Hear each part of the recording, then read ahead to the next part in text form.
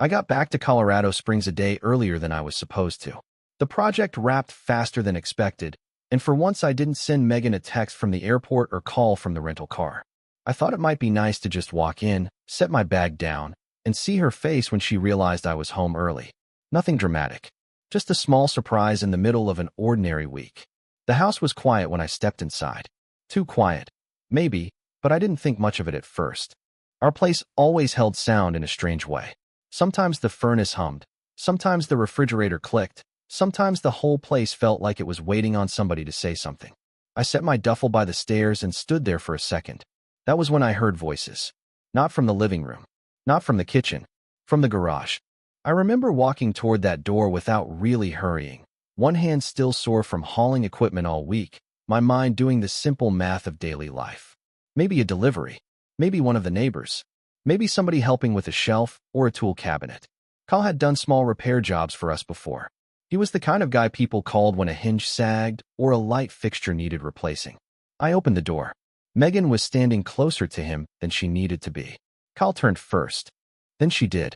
And both of them stopped talking at the exact same moment. Nobody jumped. Nobody said anything stupid right away. That would have almost made it easier. It was the silence that did it. The kind of silence that arrives too fast, too clean, like it was already waiting for me before I got there. Carl had a screwdriver in one hand. Megan's face was composed, but only in that deliberate way people get when they're trying to control what shows. I looked at both of them, and something inside me shifted so quietly I don't think either of them noticed it. I didn't know the full truth yet, but I knew, with complete certainty, that whatever life I had left a few days earlier was already gone. Before that afternoon, my life had been structured in the quiet, predictable way most people aim for without thinking too much about it. I worked as an engineer for a company that handled infrastructure projects across several states. Bridges, water systems, structural assessments. The kind of work that required travel but followed a steady rhythm. A few days on site, a few days back home, paperwork in between. It wasn't glamorous, but it was stable. The kind of career where progress showed up in small, measurable increments. Megan's world looked different. She worked at a small marketing firm that handled campaigns for local businesses. Restaurants, gyms, small retailers trying to get attention in a crowded market. Her hours were technically regular, but the work often spilled into evenings when clients wanted last-minute adjustments or meetings. At least, that's what she told me. For years, I didn't question it. Our life together was built around routines that felt normal. Weekday dinners when I was in town. Grocery trips on Saturday mornings. The occasional hike when the weather cooperated. Colorado Springs had that easy balance of quiet neighborhoods and mountains close enough to remind you the world was bigger than your schedule. Nothing about our marriage ever looked dramatic from the outside. We didn't fight loudly.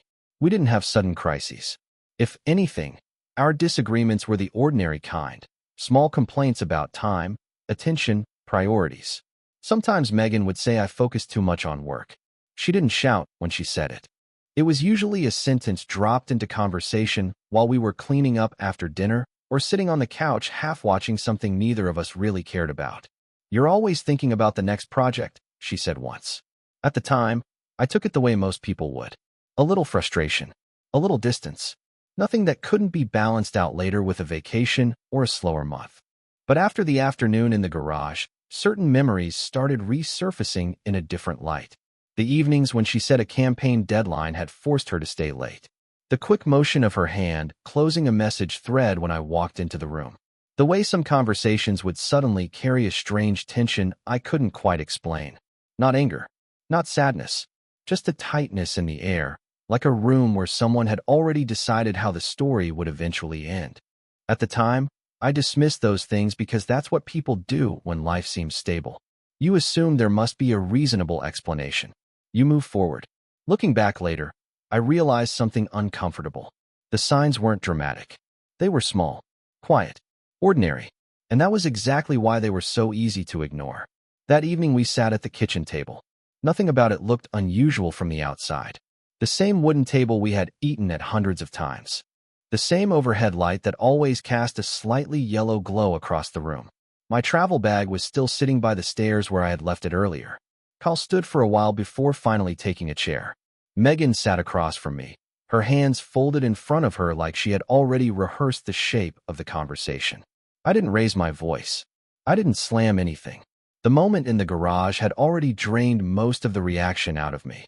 So I listened. Kyle spoke first. His explanation came out uneven, like someone trying to finish a sentence before running out of breath. He said he had stopped by to help with a tool cabinet in the garage. Said Megan mentioned it earlier in the week. Said he happened to be nearby and thought he'd swing by. The words weren't completely unreasonable. If someone had told me that story a day earlier, I probably would have nodded and moved on. But something about the way he spoke made the details feel loose. Megan waited until he finished before she added anything. Her voice was calm, almost practiced. She said Kyle had just come by quickly, that they were talking about a repair, that I had simply walked in at an awkward moment and misunderstood the situation. She looked directly at me when she said it.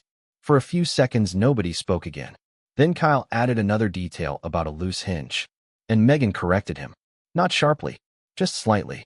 The way someone adjusts a story so it fits a little better. That was the moment I noticed it. Their explanations weren't matching. The more they talked, the more the small differences began to stack up. The time he supposedly arrived, the reason he was there, who had contacted who first.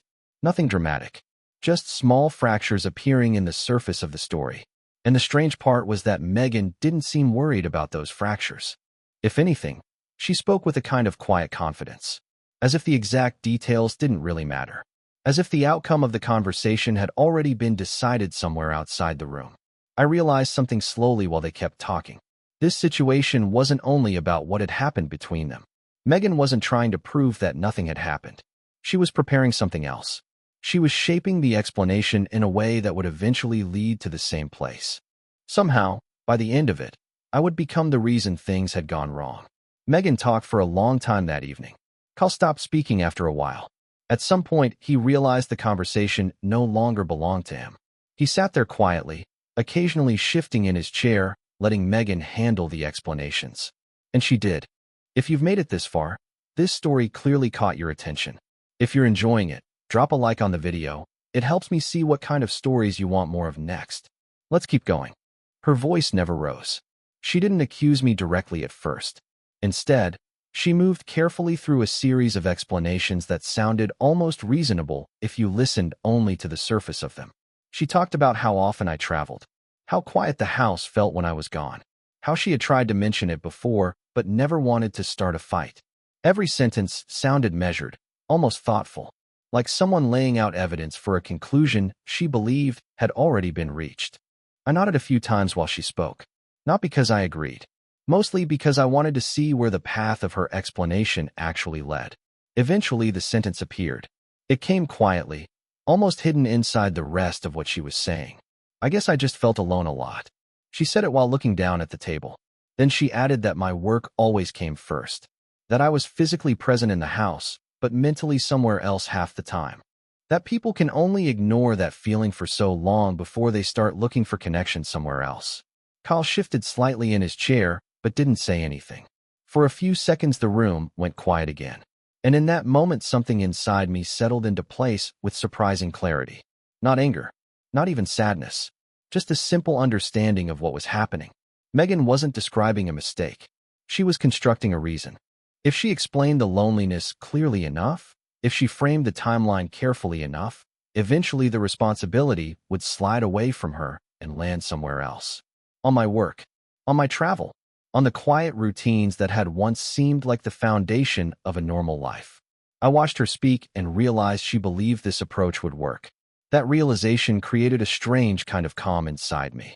A thought formed in my head with unusual clarity. My wife believed she could blame me for everything. And the strange part was that she expected me to argue. She expected interruptions, defensiveness, anger.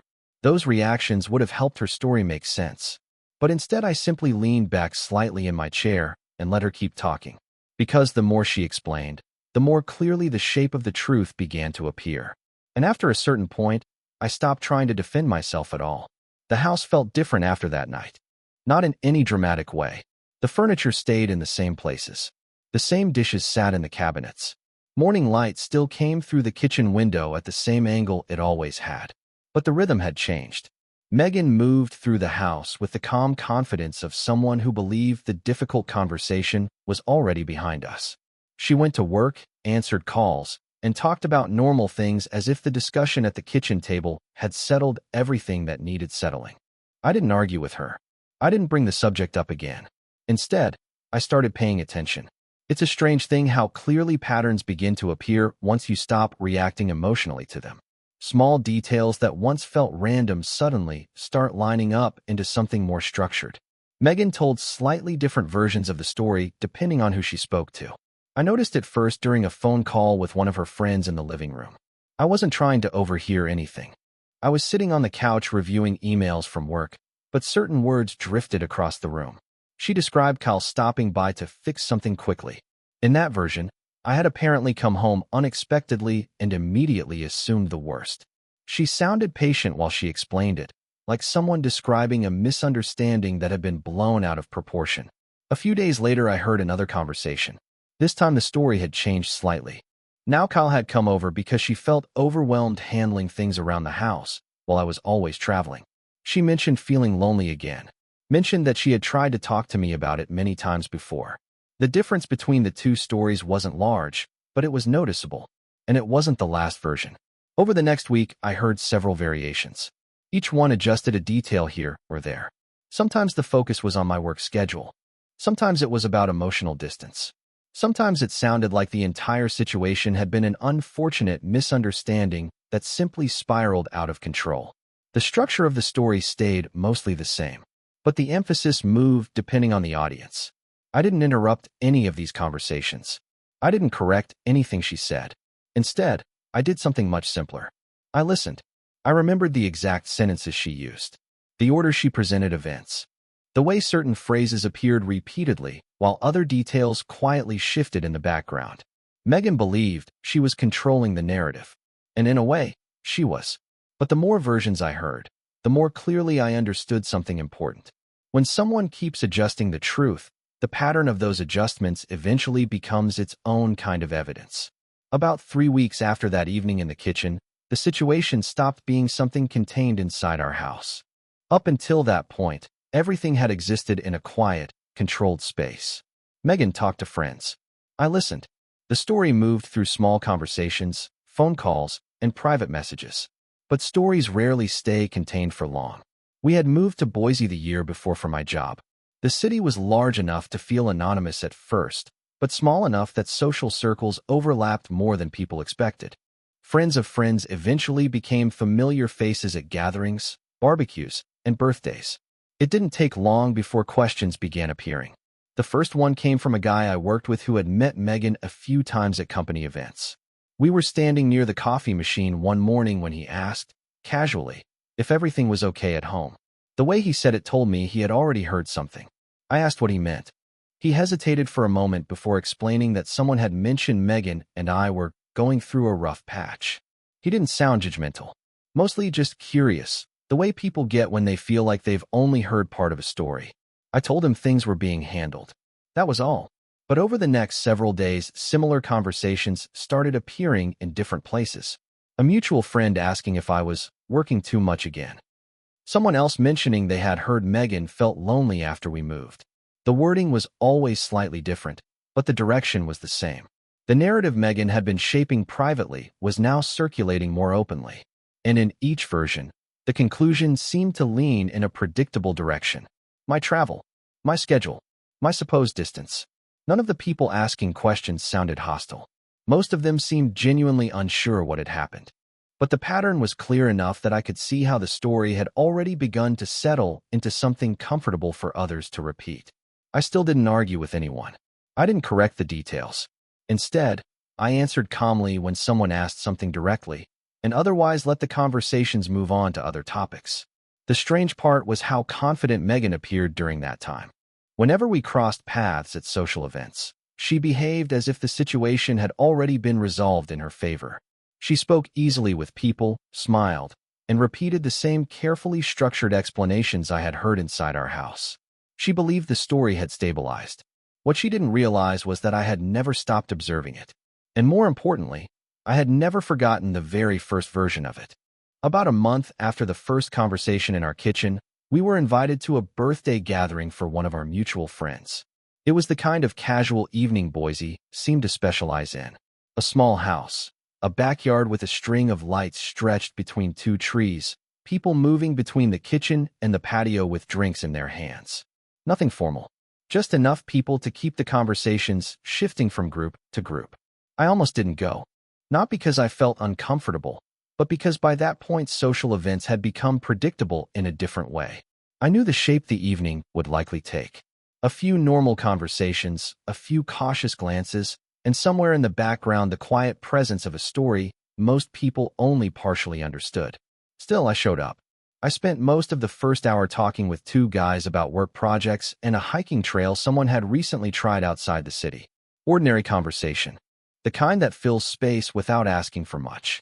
Megan arrived a little later. She moved easily through the room, greeting people with the same relaxed energy she always had at gatherings like this.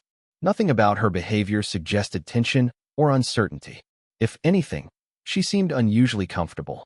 At one point, she joined a group standing near the patio door. I was sitting only a few feet away on a chair near the wall, listening to a conversation that had slowly drifted toward local real estate prices. From where I sat, I could hear most of what was being said in Megan's group without appearing to pay attention. Someone asked a simple question, not confrontational, just curious. They had heard that Megan and I were having some difficulties and wanted to know if everything was okay. Megan didn't hesitate. She explained the situation the same way she had several times before. Calmly, clearly, with the confidence of someone repeating a story that had already been accepted many times. She talked about my travel schedule, about the distance that had slowly formed between us, about how loneliness can affect people in ways they don't always recognize right away. The tone of her voice carried something interesting, not anger, not defensiveness, but certainty, like someone describing a conclusion that no longer needed debate. A few people nodded while she spoke. Others stayed quiet, listening. From where I sat, I could see her hands moving slightly as she explained things, emphasizing certain points while letting others pass quickly. She believed the narrative had settled, that the room would accept it the way so many other conversations had already accepted it. I remained where I was, leaning back in the chair, saying almost nothing, because by that point, I already knew something Megan didn't. The story she was telling that evening had one small problem. It wasn't the first version of it. Megan finished her explanation with the same calm tone she had used many times before. For a few seconds, the group stayed quiet, the way people do when they believe a story has reached its natural conclusion. A couple of them nodded politely. Someone took a sip of their drink. Another person glanced toward the kitchen where music was playing quietly from a speaker. From the outside, the moment looked settled. I was still sitting in the same chair a few feet away. I hadn't interrupted her while she spoke. I hadn't corrected anything.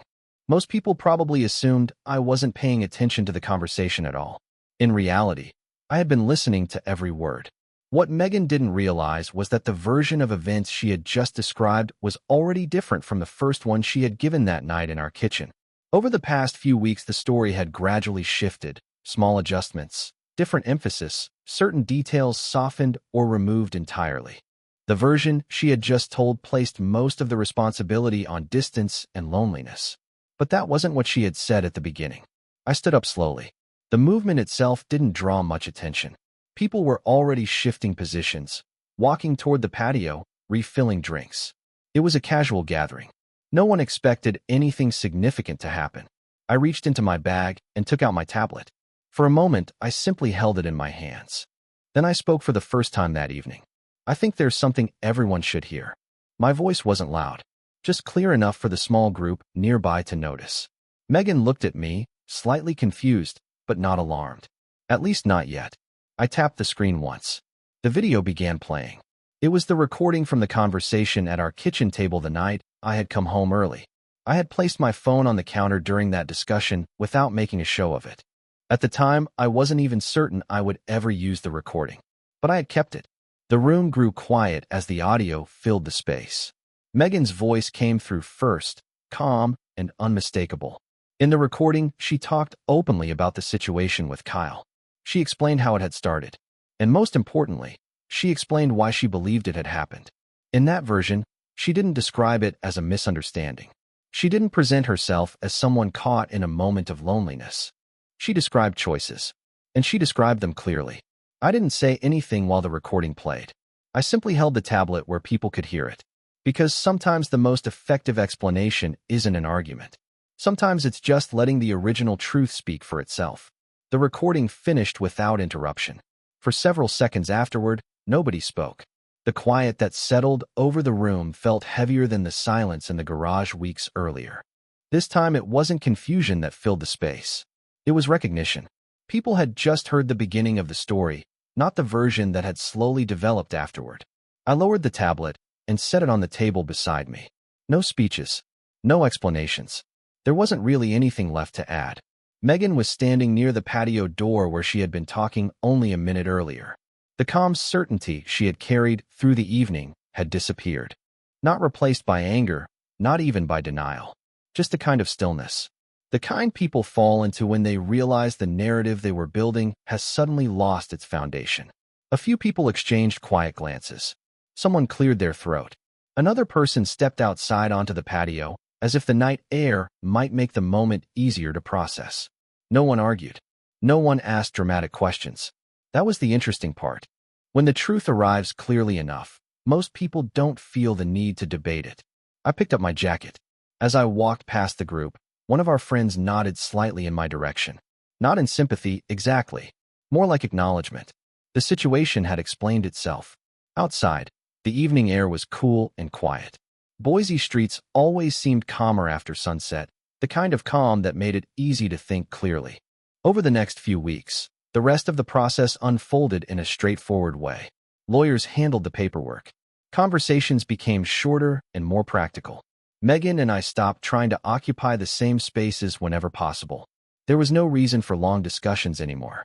The essential questions had already been answered. The divorce moved forward without much resistance. By the time everything was finalized, I had moved into a small apartment across town. Nothing fancy. Just a clean place with enough room for the things I actually needed. My work continued the same way it always had. Projects, travel, reports, meetings. The steady rhythm of a life that, despite everything, had not completely collapsed. I didn't try to repair the social narrative after that night. There was no need. People had heard enough to reach their own conclusions. And sometimes that's the simplest way for things to end. Every now and then I still think about that evening in the kitchen. Not the argument itself. Not even the moment in the garage when everything first shifted. What stays with me is something quieter. It's the certainty Megan had while she was explaining things. The confidence in her voice when she believed the story could be reshaped if she just arranged the details carefully enough. At the time, she seemed completely convinced that the truth could be redirected. That if the explanation sounded reasonable, people would eventually stop asking questions. Maybe that works sometimes. I've seen situations where a confident story becomes accepted simply because no one challenges it. But truth has a strange quality. It doesn't always need someone to defend it loudly. It doesn't require long arguments or dramatic confrontations. Sometimes it only needs time. And occasionally, it only needs the chance to be heard exactly the way it was spoken the first time. My life now is quieter than it was before all of this happened. Smaller, maybe. Simpler in ways I didn't expect. But it's steady. And when I think back on everything, the thing I'm most certain about isn't the betrayal itself. It's that silence, patience, and clarity can reveal more than anger ever could. That's the end of this story. If you made it all the way here, consider subscribing to stay with us. I've placed a couple of recommended videos on screen for you. Pick one and keep watching. I'll see you in the next story.